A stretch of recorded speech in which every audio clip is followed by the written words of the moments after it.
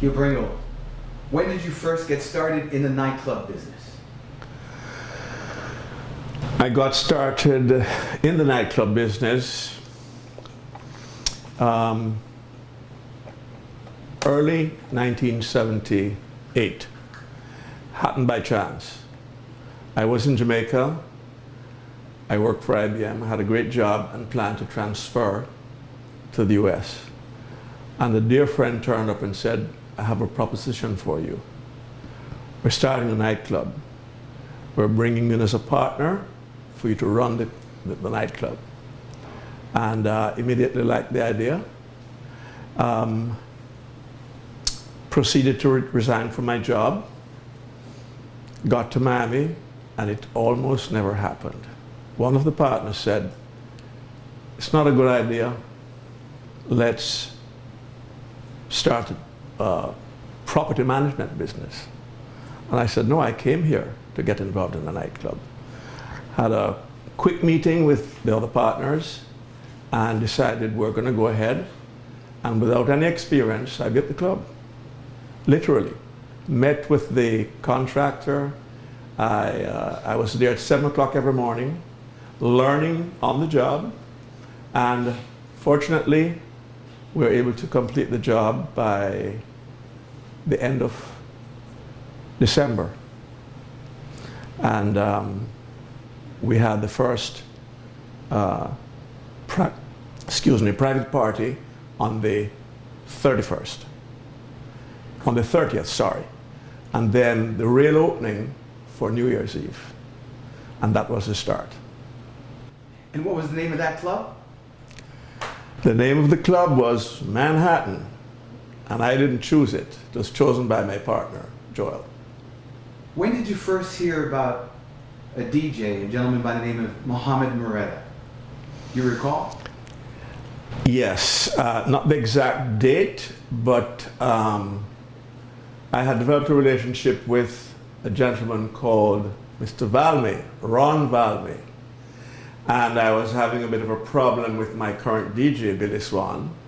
And he introduced me to you. You at the time were at a nightclub in Dadeland, if I'm not mistaken.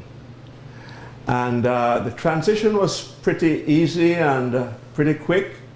And we were fortunate to have the great one, Mr. Mo, with us. Now, you mentioned meeting Mohamed Moretta. I'm speaking about myself as in the third party.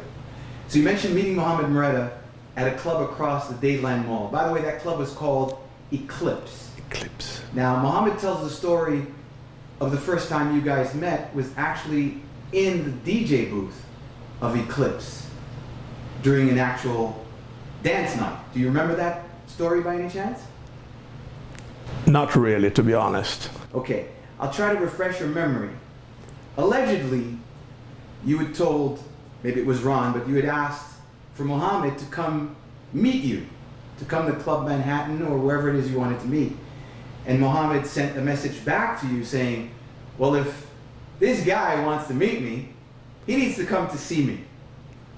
And in turn, you actually took that invitation and came to Club Manhattan, because when we first met, I was actually DJing. I turned around in the booth and you were standing right next to me. And I introduced myself and you said, hi, I'm Hugh Pringle. I'm the owner of Club Manhattan. Well, to be honest with you, it made a lot of sense too. Because if I wanted to, see exactly how talented you were, then it would make sense to come and be right beside you and hear you play music. And I was impressed. Absolutely. Thank you for that. Now, the next question is one, I would say, of legend. And there's a very good possibility that it might be hazy, but I'll try and walk you through it. So, as you said, the reason for meeting Mohamed Moretta was because you were looking to get a DJ in your club that would help move things along, let's just say. And after meeting Mohamed, you actually, if you remember, asked him to come and meet you during the day so that you can discuss this proposition of bringing him over to Club Manhattan. That meeting occurred at a gentleman's house who goes by the name of Joel Magazine. So do you remember that day? It I was a do. meeting by the pool, actually, a pool not too different from this one, based on Mohamed Moretta's recollection. So can you fill in those blanks? Well, that's difficult because I spent a lot of time at Joel's house, being my partner and friend. And of course, when you make decisions such as the one we had to make, it was a fairly major decision in the nightclub business. Without a good DJ, you know, everything is to naught. And to be honest with you, I'm not quite sure at this point in time exactly what we discussed, but it was to ensure that you would be happy moving from Eclipse. So remuneration was very important, and also incentives. But that was pretty much my recollection.